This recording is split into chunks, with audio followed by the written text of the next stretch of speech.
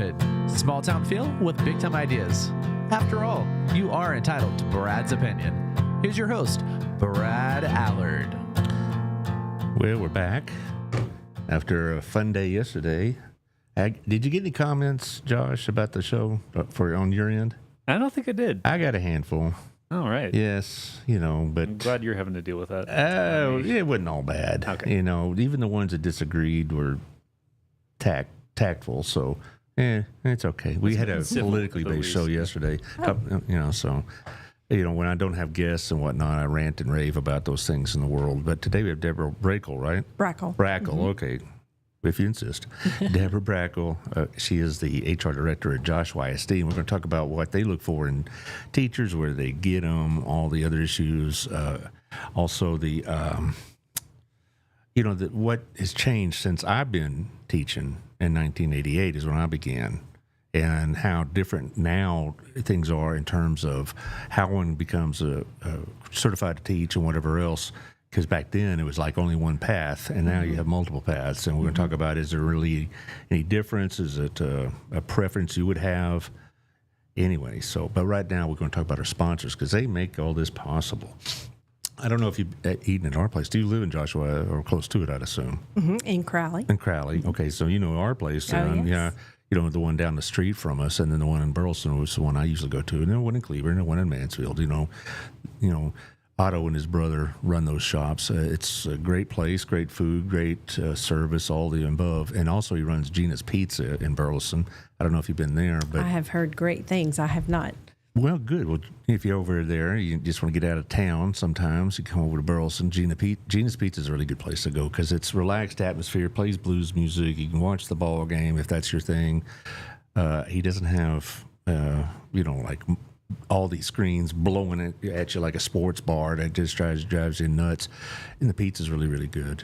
And what I like about it, I've been going there enough to both those places that they know me by name and I know them by name. And it's just like, it's just a nice hometown thing. So Gina's Pizza and also our place. Now, our Old Pro Roofing, okay, this is going to be an important one. Old Pro here here in Burleson. It's hometown folks with John Williams, 817-734-2756. He's a proud graduate of Joshua ISD schools, and he's a very fine young man.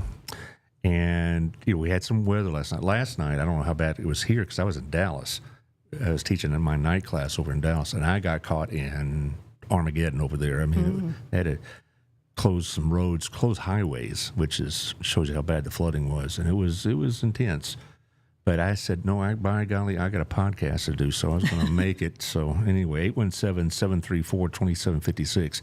Have them check your roof out when the weather's, not so bad. I mean, supposedly we're going to have some more this weekend, and then more middle next week, and all this other stuff. But so give them a holler, and you got to do business with Old Pro. They're hometown folks, about a block from City Hall, so you know where to find them if you have questions and whatnot. Also, my friend Jeff Kelly with the Wethington Agency, 817-781-0546. He sells everywhere, including Joshua. He tells me Joshua market is pretty active. Y'all are growing quite a bit, aren't you? We are, certainly. Mm-hmm. And you're going to be in charge of staffing those, aren't you? Correct. Good luck with that. Yeah, thanks. I'll get to this point in a minute, but I bet you'll have plenty of applications. But I'll get to that after Jeff gets his money's worth here. Okay. Call him at 817-781-0546 or Jeff at jeffkellyrealty.com. He'll help you out, not just in Joshua, but also in Godley, Crowley, Burleson, Cleveland, you name it. He says that some of these towns in Johnson County are really booming. All right. Also, my friends Will Cobb and his sister Emily Cobb. Oh, hey, you're too fast. Sorry. All right, True Climate. Let's get them their money's worth here, doggone it.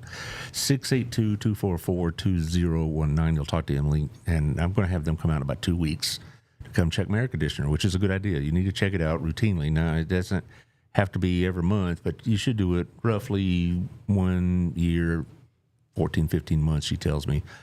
Probably at the beginning of the season like this would be good because you're going to be using your air conditioner a lot and you want to make sure you're not going to be overtaxing it or whatever else. So call True Climate. Again, at 682-244-2019. They're really good people.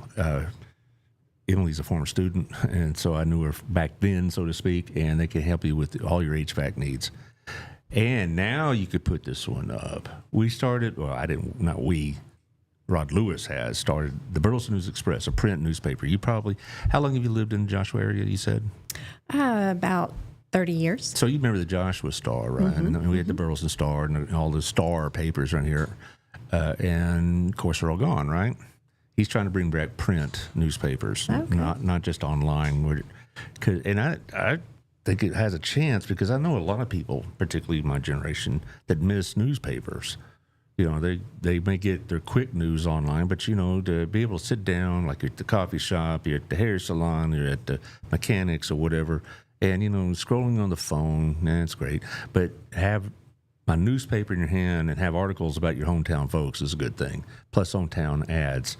So if you're interested, give them a holler, pick up a copy. I know Gina's and Otto's both have it. So does Daydream Coffee. And so do several restaurants in this town. Several of the mechanics have it. Several of the retail outlets have it. Several of the city-based buildings like the City Hall and the library and all that, they have them. So it comes out on Wednesday. So you should have a new issue today. So go check it out. Take a look. Also, lastly, does the True Climate was the last one? Yeah, True Climate was supposed to be the last one. Oh, you're confusing me, man. Yeah, I'm sorry. It's the man bun is throwing me off. That's it. Is it? Okay, I'll take it down. Yeah, please. All right. Now, you said you've been living in Joshua all this time. So you graduated Joshua schools? Crowley. Crowley schools. Okay, so local. Yeah. See, I wasn't. I graduated in Plano, a long time ago. And when I was looking for a job in 1988, the school year started without me, which I was shocked because I went through the UTA program to get certification, and I had all these good remarks, I had all these references and dean's list and all that. I thought I will choose to teach here or here or here, and then turns out that's not how it works. And so my wife and I sent out a bunch of applications, about 44. We lived in Arlington at the time. We'd just gotten married. And about 2 weeks later, Burleson calls me, Burleson Junior High. And the guy says, hey, come down for an interview. And I thought Burleson Junior High was the name of a school, maybe in Denton or Arlington or something like that. No, we're a whole other town. I never been to Burleson. Go down there, 7th grade, Texas history. Also known as hell. All right. All right. For a social studies teacher, the only class that may be tougher is geography. But 7th grade, Texas history, huge classes and all that. And I'd been teaching at Trinity, student teaching, advanced placement. All right. And I was used to that. And I go to 7th grade. And the principal looks at all this stuff, says, when do you want a job? When do you want to teach Texas history? He says, that's what the job is, and I need a job. Okay, you're hired. Because, that was the answer. If I'd just give him some la-di-da about how I, bleed for the children routine, he would have sung right through that, but said, hey, that's what the job is, and I need one. And I started in October as an emergency hire, and those kids knew it. And they took me to the cleaners the first week, and it took me a while to finally get a hold of them. But you probably face that quite often. With, emergency situations, openings, whatever else. It does happen. Yeah, it does. For the reason that opening for me was the person I replaced, her husband was transferred out of state in his job, and so before she can go join him out of state, she had to get somebody to replace him or herself. But your busiest time was what? I would imagine probably March and June. Is that about right? I'm sorry, say that the again. busiest time? Yes. Yeah. So when you're going through all these applications, and I know there's a lot, because I know a lot of my colleagues at BISD would look at Joshua like, they have it so good over there, and they just beat us over here. Everybody thinks they're somewhere else has got it better, right? Right. But Joshua did pay better and all that. But you get all these applications. What do you look for? We look for experience, depending on what the position is. We do want to hire as many experienced teachers as we can. However, we are very open to new teachers as well. So looking for the best fit for whatever that classroom opening happens to be, whether that's a middle school position, elementary position, proper certification. We definitely want to match up the right certification with the position that's open. Right. And the reason I was hired in October is because I had a composite. All right. So I could handle more than just Texas history. And then 2 years later, went to the high school. That's why I went to the high school, because the principal, nice man, good man, but he wanted to hire somebody else. But he was talked into it because I had a composite. And I've been telling potential, particularly coaches, I said, look, guys, if you want to coach, that's great, but you need a hireable certification, all right? Because it isn't the old days, and you need something that people will be looking for. So I always advise if they're going to teach social studies, get a composite, not a straight up history.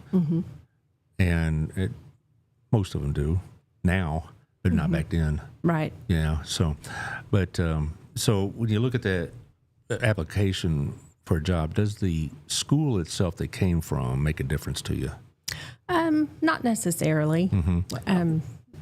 Not necessarily. I found that to be true too, because my original job was in banking. And I thought my Baylor degree in finance and banking would take me to the top, and it took me to a nice cubicle. But that's a different story.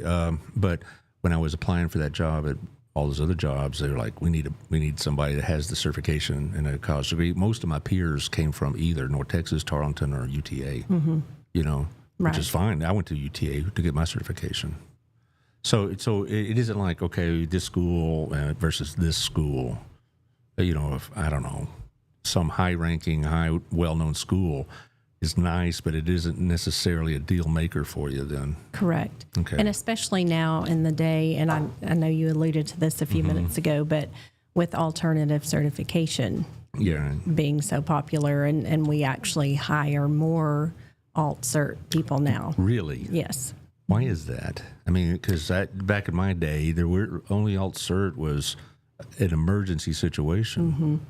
And I think once COVID happened, we had a lot of people that dropped out of the profession. And so we're just now starting to recover, where you mentioned that, we have lots and lots of applications.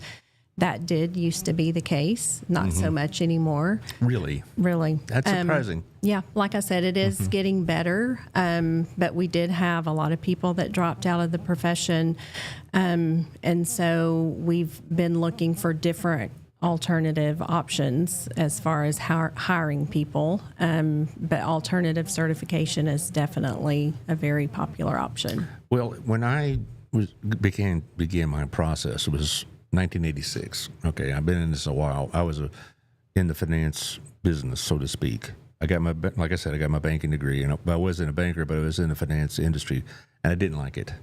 And my dad and I talked, and I said, I want to be a school teacher, and he looked at me like I'm crazy. But I had a degree, right? But I didn't have any history or government. Well, one credit or 3 credits of government, whatever. I didn't have enough for it to teach. And so I went back to UTA, and I worked at the grocery store and all this other stuff. Now, if I had enough hours, I wouldn't have to quit my job to go back to UTA like I did then. I could go to these alternative programs. I could be hired to teach, and while I'm actually teaching and getting paid, I can get my certification through Region 11. Are we still with that?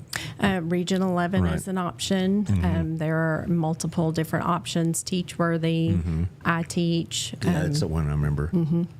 Or Teach for Texas. Now, we'll talk about this later, but I told you before the show, I was a member of SBEC, the State Board for Educator Certification, for 7 years. And so we dealt a lot with the alt-certs and making sure that they were appropriate. And not all of them were. Right. Okay. And the SBEC would sanction a couple of them, or the TEA would. And so some of them were pretty good. But some of them, I think, were involved in false advertising. They'd say, you join us and you get a certification, and then boom, all of a sudden, all these other requirements, they let you know, and here's how much it costs you. So not all of them, I think, were run as well as others. Right.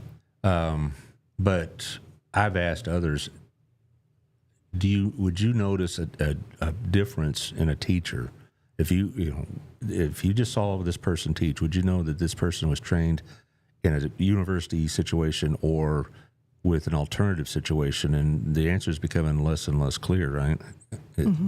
Well, and I'll be honest. Of course, we have both types of hires in our district, and both of them, either one, are very good. So, can you tell a difference? Not necessarily. It really wasn't so much you could 15 years ago, but alt certs were not the first choice by most principals to do the hiring. I don't know how y'all's process was, but what BISD's process was is that the HR person, you probably remember Peggy Barnes, you might. She was HR in my day, so I don't know who does that now. They would come through and they'd have like 4 or 5 quality applicants, and then they would go to the principal. So here's some choices for you. And if the principal liked the choices, then they'd call them in for interviews. How much input do the principals of a campus have on the hiring? A lot, yes. Okay. They are the ones primarily making those choices for their campus. So it's not so much like you're hiring, you're just giving them options. And that's kind of how we did it too. And some principals would also bring in the department head of that particular department to be part of the interview. That happens. Yeah. I was a department head under one principal. He let me pretty much do the hiring. And another one, I could give advice, but he made it clear he was going to do the hiring, and that's his prerogative as the principal. But I wouldn't say we were prejudiced against alt certs, but I do know that the principals, because they're of an older generation, they wanted traditional certification. Go from UTA or DBU or something like that. Do you principals still do that, or is it like we need a body? Not really, because like I mentioned, there are more applicants coming to us from alt-cert programs than from traditional university programs. And so if we relied on only applicants from universities, it would be very slim pickings. Really? Okay. Do y'all do like job fairs or job searches or anything like that? We have attended some job fairs. We've gone to job fairs at Tarleton, TCU, Region 11 holds one every year. So, yes, we do try to attend those. Well, I know DBU has something, because that's, at least on my days on SBEC, I'd see the ratings of the education schools, how many of them passed the tests, and what percentages. And DBU was almost always at the top. I mean, they were beating out Texas A&M and even my beloved Baylor. So, I mean, DBU was number one for like half the time I was there. And I am giving them a free plug, yes, but all of them were in the upper 90s, in terms of passing. As far as the alt certs, it depended on the alt cert. We had some that were, acceptable in the 90s. Some were like 50% or less. And those are the ones we focused on, and some got on probation if they didn't pick up their game.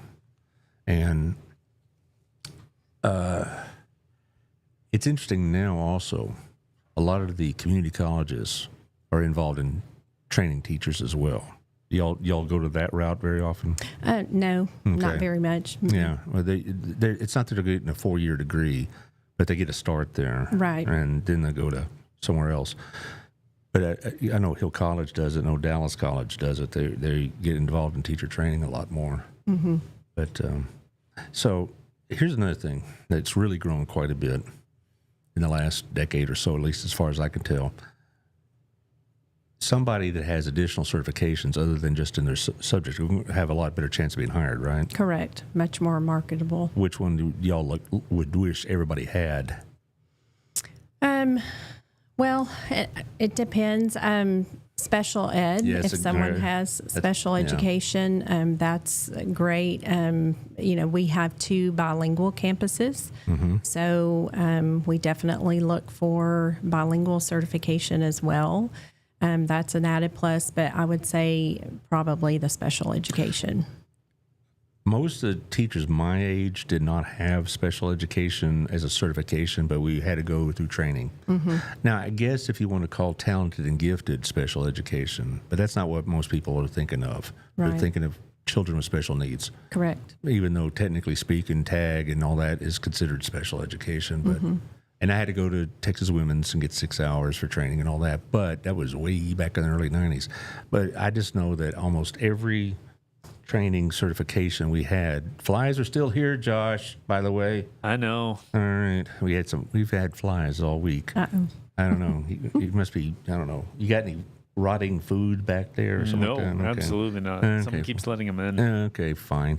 Anyway, now you made me lose my train of thought. But anyway, the almost always during the teacher training days, there's always a special ed component to it. I bet that's for do you handle those kind of training sessions? Our curriculum department is responsible for that, but yes, we do have professional development where we are working on gifted and talented training, like you said, but then also special education, all the various needs for our teachers. I know the more selective public schools, and I would consider y'all to be one, because I could tell you, like I was joking with you before, that how everybody in Burleson saw Joshua as like the promised land, when we were all getting, oppressed by the man and all this other rot. But, but y'all did pay better. And I thought, man, I can go about 5 miles down the road and get about, $200 a month raise. But I was loyal to my school, and I was too old to be hired. But anyway, the point I'm making is that those that have choices almost always, the decision point is going to be bilingual special ed, one of those two. Because, particularly in our growingly diverse county, when I came in 1988, I had like 200 students, and I bet none of them were black, and only about, I'd say about 30 were Hispanic. I mean, like, not Hispanic, like fifth generation. I'm talking about like your parents were the original immigrants, and Spanish was spoken at home. Now, towards the end of my career, those numbers grew quite a bit. And in the last 2 years, I had several students that didn't speak English hardly at all because of just the change in demographics.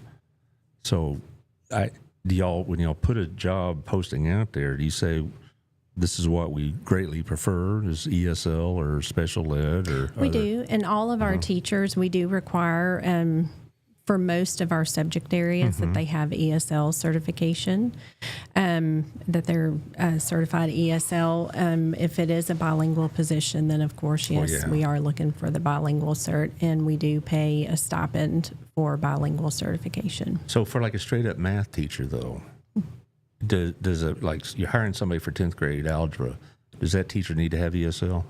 Yes. Wow. See, that's what I'm talking about. We would prefer that. Prefer it, but, and you can probably make that choice. See, when I was going through training, and for years afterwards, that really was like something you would do on your own because you felt like doing it, or you felt like doing it, going in a different direction. It wasn't a requirement at all. It wasn't seen as any necessity at all. Now it pretty much is, right? And it's more than just taking a couple of Spanish classes in college. You got to go through the whole process now. Right. That's amazing to me. It really is, because if I were trying to get back into school, I'm much too old for that. But if I were, I'd have to go back and learn my Spanish again from high school. I knew enough Spanish to get by, and almost always there was somebody in my class that was bilingual, some student, and they would translate for me. But it just really is striking to me that that's going to be a deal breaker for some. Right. Well, can you do that online, I guess? You can pretty much do any of it online. Yeah, but Spanish or any foreign language needs to be conversational and involve other people. True. Not just, go online and do it. So now, as far as special ed, though, is that also pretty much a requirement? They have special ed training and whatnot? Not necessarily, but if you are planning on teaching in any of our special education classes or providing those services, then yes, you would have to have that. Sure.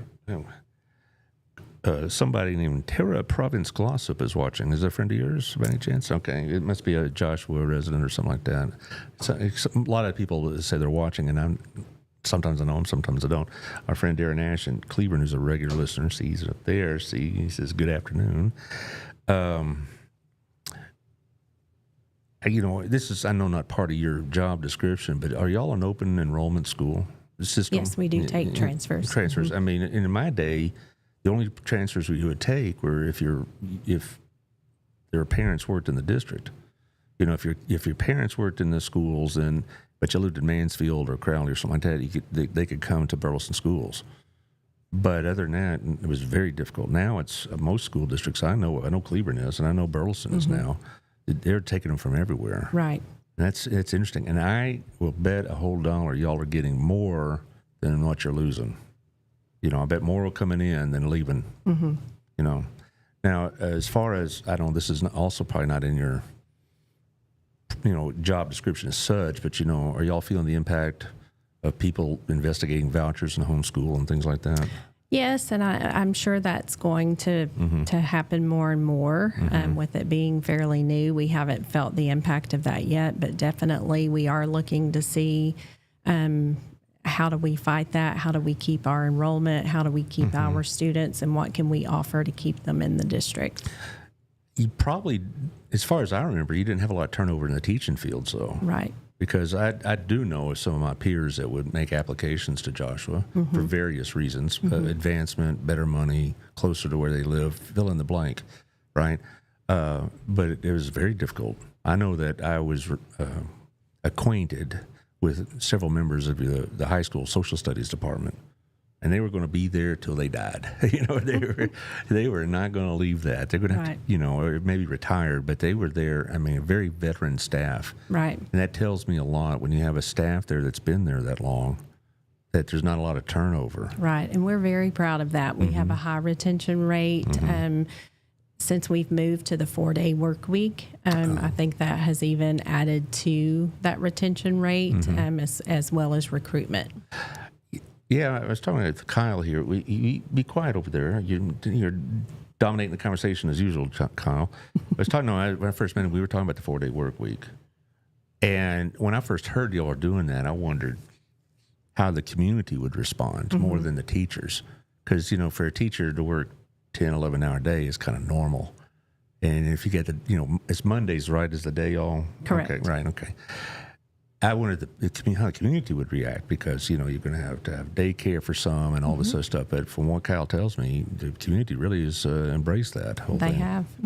We've been very fortunate. It's been an advantage also for you because you can do your teacher training, you do your teacher hiring, you have a day to do it without all this other stuff going on, I would imagine, But when you talk about teacher retention, it's got to be more than just the 4-day work week because if you have 4 days of hell, it's not going to be worth it. So how do y'all retain these teachers? What are y'all doing that gives y'all such a high retention rate and such a number of applicants? You probably have many more applicants than you have for each job. What are y'all doing to make that happen? Well, I think first and foremost, we have great families, great students, good parent support. Our district offers good professional development, good support. Our leadership is great. Principals on campuses provide great support to all of our teachers. We have good success with programming. Student testing results are wonderful. I believe Joshua has the full package. One thing that my peers told me, and some are, I don't know if they're still there, but because they may have retired as well, because my peers are a little older, that y'all were able to maintain a calm but disciplined atmosphere, and that's not always the case in some of these high schools. Sure. I'm not going to get into which ones, but around here, but Joshua still has a reputation for where a teacher can still get the respect that he or she needs to get the job done. Right. And I just wonder how that happens because it's not easy to obtain. Right. It's got to be not just the expectations of staff and teachers, et cetera, but must be your community. I agree. Yeah. I think, like I said, we have great students. We have good parent support. And they work together with our staff, and we have wonderful campuses. Well, I do know I've been on the Joshua ISD or high school more than once for UIL things, or we'd have regional teacher things and stuff like that. And all the teachers there seem to think they had fallen into tall cotton, as they say, because the first thing they'd always say is they were able to teach. You know, that's a big thing. Sure. You know, it doesn't matter if you're getting paid more or your insurance is better or whatever else. If you can't do your job, it's a very frustrating and happy experience. And they all told us, well, we can teach here, and if some guy gets out of line, something's going to happen, and the kids know it. And, you know, and of course, I'm sure every principal has their stories about some knucklehead kid, but there seem to be fewer and fewer of those stories from my Joshua ISD colleagues. Correct. And we do have behavior support on each campus. Like I said, there's a lot of support for our teachers. You know, I'll say my own experience with Burleson High School it wasn't the Wild West by any means, but it was a bigger school and more diverse. And we had a lot of, particularly in the last 4 or 5 years, we had a lot of people moving in from other places in Texas, and for different reasons. So it had to be pretty nimble to keep the lid on, you know. And it wasn't like, you know, the principals weren't doing their job or the assistant principals weren't doing their job, but they were pretty busy. But you had to really be there to keep it lid on it, and if you let it go, God help you. You know, so. But other things, I remember when I first started teaching, people called it Josh Way. They still do that? Or some old timers, yeah. Yeah, and, you know, and I went to the high school, and I just remember Joshua Sports was like, okay, that's one win. They were like the county's homecoming team. But now it's a lot better, isn't it? You know, they're doing about better. But back, I mean, it took a long time though. But that was seen as a country town, a bedroom community. I think it didn't even have Brookshires there. I don't know if it even had Walmart. I think everybody did their grocery shopping in Cleveland or something like that. It was just the only things I remember in Joshua in the first decade or so I lived here.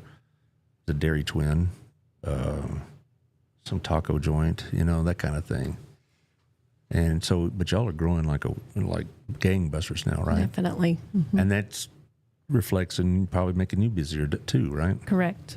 You know, but it's a good busy. Well, it's a good busy. You'd rather be be growing than declining. Right. Now, about October, I had your superintendent on, and we were talking about the bond that was about to be passed and how it was needed and whatever else. Now it's passed. You're going to be building new schools. Correct. And they're looking at you to fill those schools, right? When those schools, Kyle, when are those schools coming online?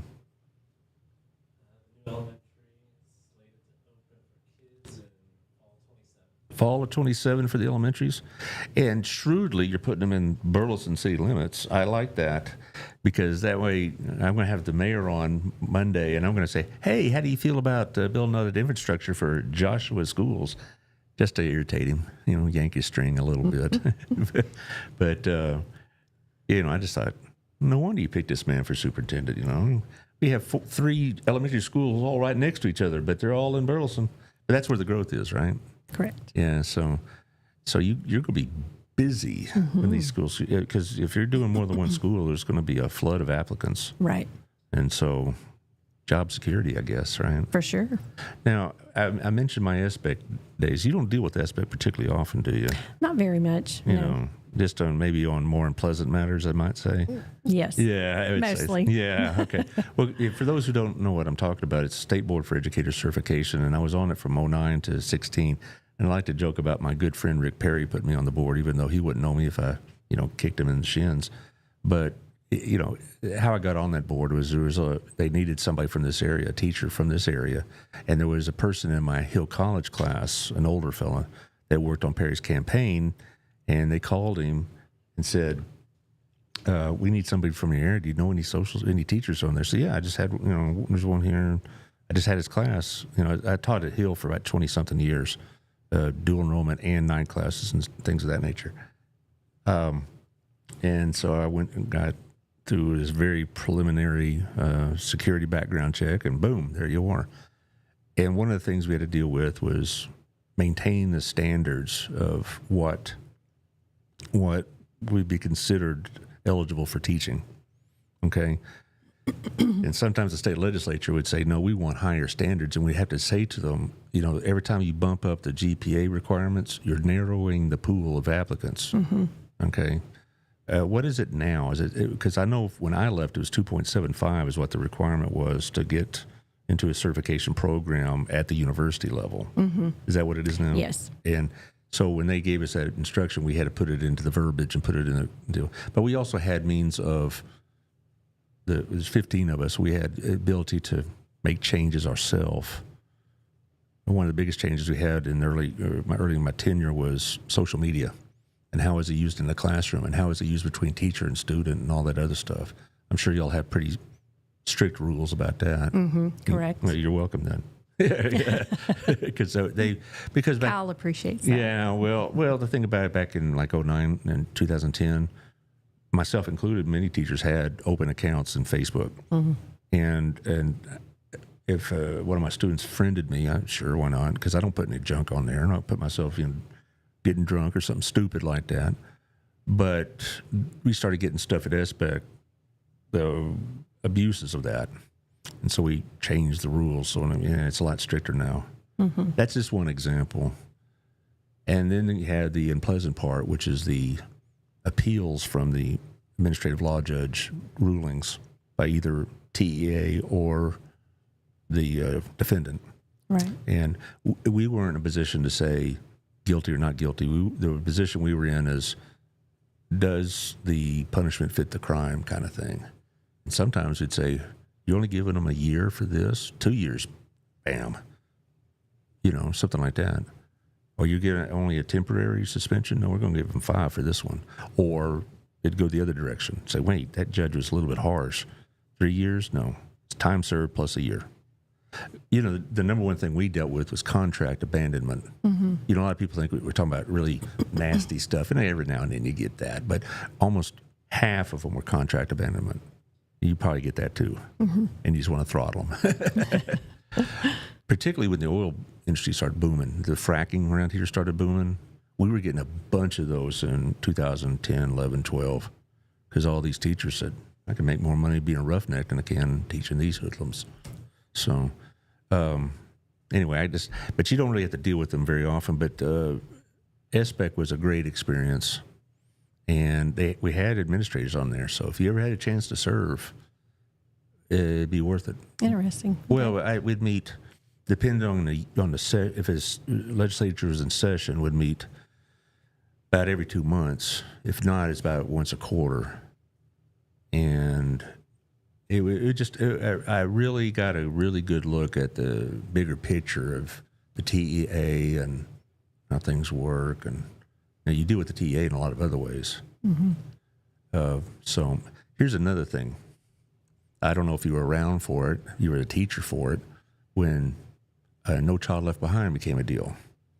And a lot of people were, particularly administrators, are pulling their hair out. I liked it in one way, and that increased the requirement for being certified in the subject you're standing in front of students for, because that wasn't always the case. In the 90s, if you were hired for other reasons, shall we say, like you're a coach, hopefully you had the certification. If you didn't, well, that's okay. We'll throw in the history department because, history's easy, so that kind of thing. Now you can't do that, and I really like that. Do you have many, if any, uncertified teachers? I know there's some process that sometimes you're in an emergency situation, right? And there's some process like notifying the parents or whatever else. We do. Again, we try to match certification with the position that's open, and so as much as we can hire the correctly certified person for that position, that's what we want. But we do have some teachers that are not certified. But are they in the process of getting it? Yes. Okay, so that's acceptable. Right. Okay, so it's not the same thing as like we got somebody here who's just a live body. And that's right. I'm not going to say that happened in the 90s because, I taught with coaches that were great teachers and some that were more focused on their sport and all that. But what I understand about the rule is if they're uncertified but they're in the process of certification, that still fulfills the rules of certification issues, right? Right. And if they don't get it, and that happened a couple times to peers of mine, then they say, well, it was really a great experience knowing you, right? You probably had to give that message out, right? We've had that. Yeah. It's not fun, is it? No. But it's part of the gig. Right. So you went from elementary teaching and you went through how did you get to here? I mean, because were you a vice principal at any one time? I was an assistant principal, and then I became a principal. Which school? I was at Elder as the principal, and then moved over to the administration building. We had a new position for strategic compensation coordinator. So I worked in that for a little while, and then became director of HR. Okay, I'm not familiar with Elder as much. I had a couple of former students that taught at North Joshua. I think Okay. I think they're still I was there. assistant principal there and taught there. When were you assistant principal? Oh, goodness, you would ask that. Oh, so it's not recent then. 18, 19, I believe. Okay, I have or still have. I don't know if they're still there, but I've had about 4 or 5 students, ex-students, that are in the Joshua system, and I don't see them very often. But I ran across one of them about 2 months ago, and she's elementary and she loves it. I forget which one. It wasn't North Joshua. Elder is. I thought it was a junior high for some reason. Elementary. And what's the name of the junior high that's actually in Burleson, but it's over Nichols. Nichols. Middle school. I was going to say Nichols, but I didn't know if that was the name. I taught 2 years in middle school and barely survived it. That's the hardest area. I mean, It's a gift. it's a gift I didn't have. All right, but when I went to the high school and I was teaching the classes I felt like, okay, this is it. And I stayed there for all those years. But as far as looking around at other schools and whatever else, every teacher kind of takes a glance over there. But most of the teachers I were they're pretty happy in Burleson. A couple weren't, of course, but that's to be expected. Was being a principal the hardest job you did? I guess all of them are hard in their own way. I loved being a principal, loved growing teachers, loved being around the students. So it did have its hard days, just as everything else. As every but job does. I did love it. Well, I never really felt the need or call to be an administrator. I liked the classroom. And because I was getting stipends from Hill, I was like, financially, I was not pressed to move forward. I never really wanted to do it because I liked teaching school. And every administrator I talked to ever has always said they miss the classroom. Every one of them. And you do too, right? You know? That's why we got into it with children. So anybody that, in my opinion, that was in the classroom only a couple of years and already was looking for administrative positions, I had to wonder, why did you do this? Best administrators I had were the ones that I wouldn't say were reluctantly taken out of the classroom, but they didn't come to the classroom with that in mind to be the next step, right? Most of the administrators I knew that were pretty good honestly did miss the classroom, and you need to do that. Now, do you conduct interviews for the jobs, or you give them to the principals and let them? principals do. So you don't sit in on the interviews very often? No, not for campus positions. Now, I do if it's an administrative position or something in my department, but for the most part, principals are doing all of that. Yeah, but you don't. You also. I know that superintendent's hired by the board, but if there's other administrative positions, you're involved in that too, right? Correct. Okay, and so if you had an assistant superintendent, I guess that you'd be part of that process. But you have to deal with the board and all those things, right? Y'all have a pretty good board. I've had 3 of your members on the last 14, 15 months. When they were candidates and as when they were were members and they were trying to pass that bond. How big was that bond again, Kyle? What now? No, well, how much was it? 107. Yeah, it was a big one. All right, I'm sure. And I remember some of your residents were like, "Ooh, that's a lot of money." Yes. But y'all are growing so fast. We are. When I taught private school, one of the biggest advantages they had was smaller classes. Right now, I will tell you, I taught at Southwest Christian, and it was a fine experience, but I still look at BHS as my reference points when I talk about education. My memories are there, much more. But at Southwest Christian, had to have, they would apologize if I had a class of more than 20. Like if we had to put 21 in your class, or sorry about that. Like, and I had to start laughing because, 21 would be a small class for a lot of people, and that's, that to me was one of the biggest advantages. That's something I'm sure you have to deal with, because is that law still around? 22 is the 22, max? mm-hmm. Yeah. For our elementary. Right. Up to what grade? Fourth grade. Fourth grade. Okay. Mm-hmm. That must be tough, though, because a lot of people moving to Joshua are young families, right? Mm-hmm. Hence the need for the new school. Mm-hmm. Well, isn't it 2 elementaries and 1 junior high? Is that right? That we have now? Just one elementary and a junior high? Okay, you're going to be adding on to the middle schools and high school. Okay.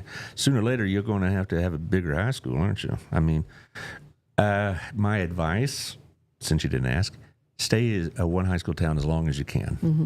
Mm-hmm. When they split Burleson up, it really was tough, because you had a lot of resentful people. That, Centennial, we always joked at BHS, they're the trophy wife, we're the first wife, kind of thing. Mm-hmm. We're the one that got divorced and ran off with the good-looking one, and that kind of thing. And they, and all this attention was paid on Centennial and whatever else. It was bigger, it was newer, and whatever else, and it had all this neat stuff. No, but it wasn't like BHS was some sort of dump. But we felt neglected, and it did really split the unity of the town. And I told your superintendent this, and he goes, that's good advice. Well, I don't know what he did, but anyway, he agreed. He'd like to keep it at one high school as long as possible. But there may come a time. Sure. Who knows? I hope it didn't happen to y'all. When they were going to split the 2 high schools, I was on the bond committee, and one of the alternatives was like what y'all have, a 9th grade campus. Mm-hmm.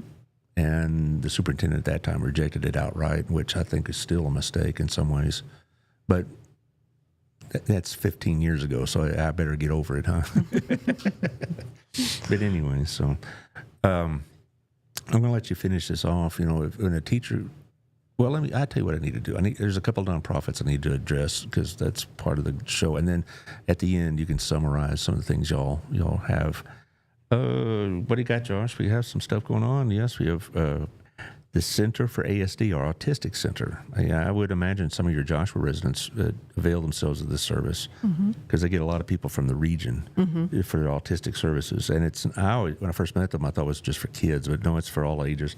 And they're having their Light Up the Night over at the Brick.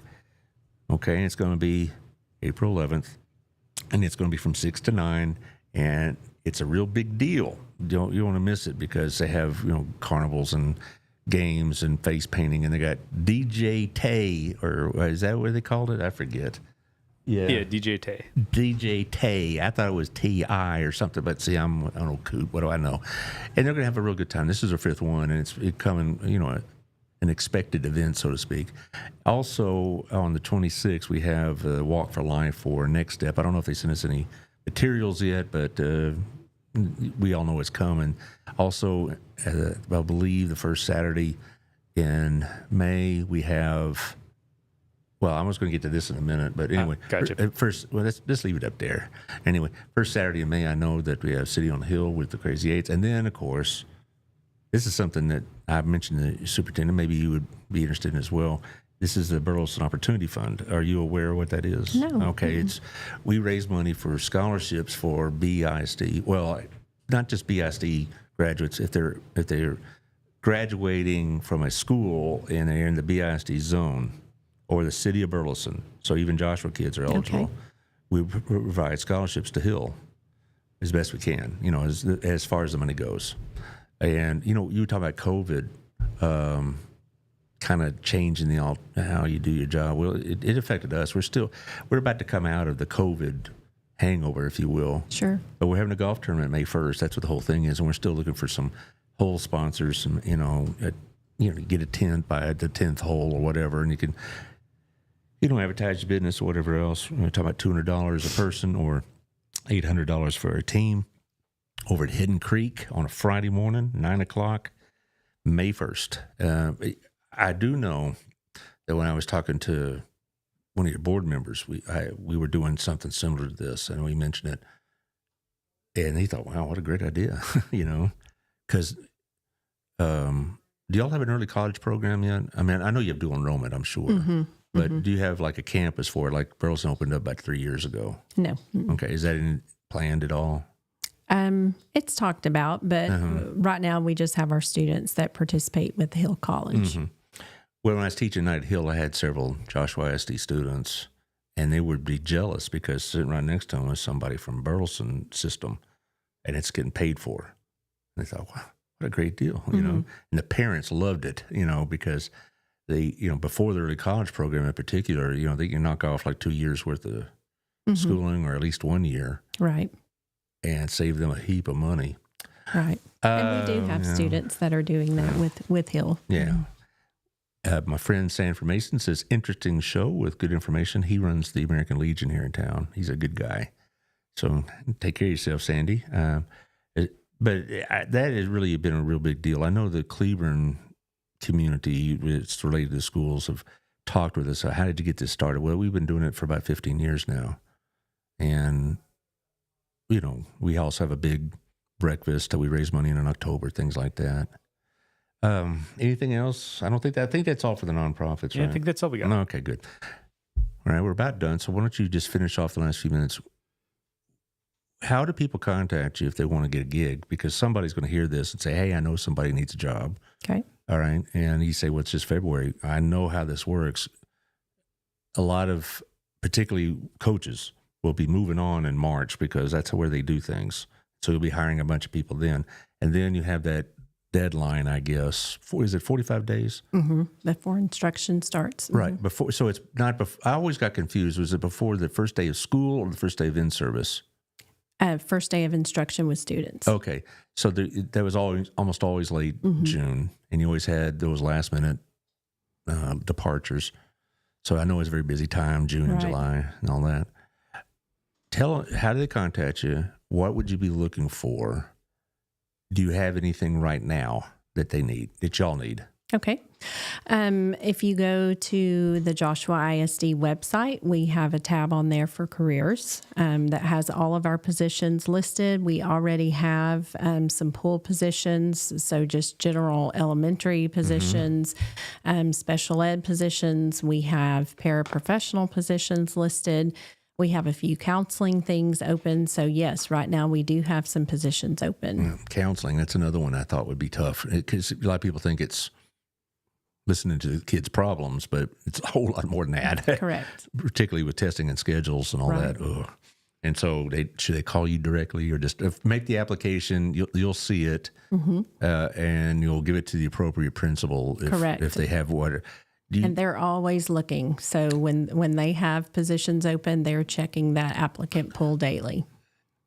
If somebody has all the qualifications you're looking for, you're not really making the decision for them and say, okay, this person has qualifications, has certifications, et cetera.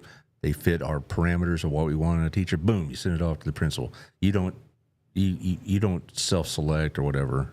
No, they're making those decisions on their own for what they need on their campus. Well, good. As they should, because they know what they need. Well, Kyle, you actually participated a little bit today. So next time, we're going to. I don't know. He's going to let me know who the next guest will be. What is this? Early March. When's the next one? You think? Maybe April. I thought he told me it was him. Yeah, that's what I'm saying. You'll find somebody bring them. Now, I had some of your colleagues who I forget their names though, but they were here about. Okay. Yeah, okay. Some of your colleagues were here, and then I mentioned the superintendent. He's going to bring me some more.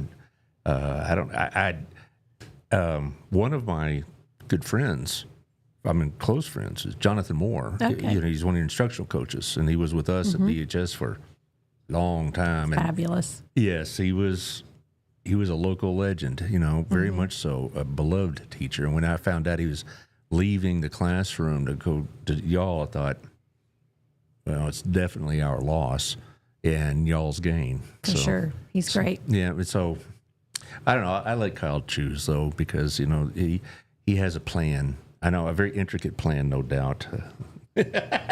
His plan is to get up in the morning and put the right shoes on, right? And I got it. But thank you for coming, and thank you for what you do. Thank you for having me. Oh, no problem. See, it wasn't as bad as you thought it'd be, right? Oh, it's great. It's just easy, just a conversation. When you talk about things that you're interested in, it's easy. Time flies by. Let's see, the schedule next week is a pretty typical schedule. Monday and Tuesday, I have Chris Fletcher, the mayor, and then Tuesday I have Council Lady Victoria Johnson, because there's a lot of stuff going on in the city. Creating a budget apparently is a 24/365 kind of thing. We're going to be talking about that, but needs of the city, also some of the things that have been going on from the state, because they're very active. Boy, are they active in education. That was one of the biggest changes I noticed when I first started teaching. The state of Texas, you had the TEKS and it had certain requirements and whatever, but they were very hands-off. I mean, it was pretty much the districts ran their own business. Then about early 2000s, that changed dramatically. And the unfunded mandates and all that, and that's another conversation. But just that has been one area in which the state has become much more involved on a more daily basis than I remembered when I first started. So, I didn't even know who SBEC was until I had to take the test and that kind of thing. And so now, anyway, Josh, you got big plans this weekend? Not really, no. No parties, no carrying on. No, that was no debauchery. That was a long time ago for me. Oh, okay, fine. Anyway, it's just going to be a wet weekend apparently. So remember John Williams, right? You have your roofs checked. So I got to throw that plug in.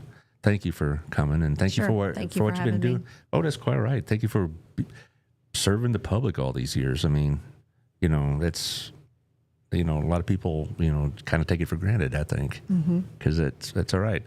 And Kyle, you make sure she gets back in time. All right, that's what he's here for. He does a great job. He's such a good-natured guy. He takes my abuse and ridicule, and he just takes it, and good spoke sports. very highly of you still. Well, I pay him. All right. And I'll see y'all Monday at 11. Bye-bye, y'all.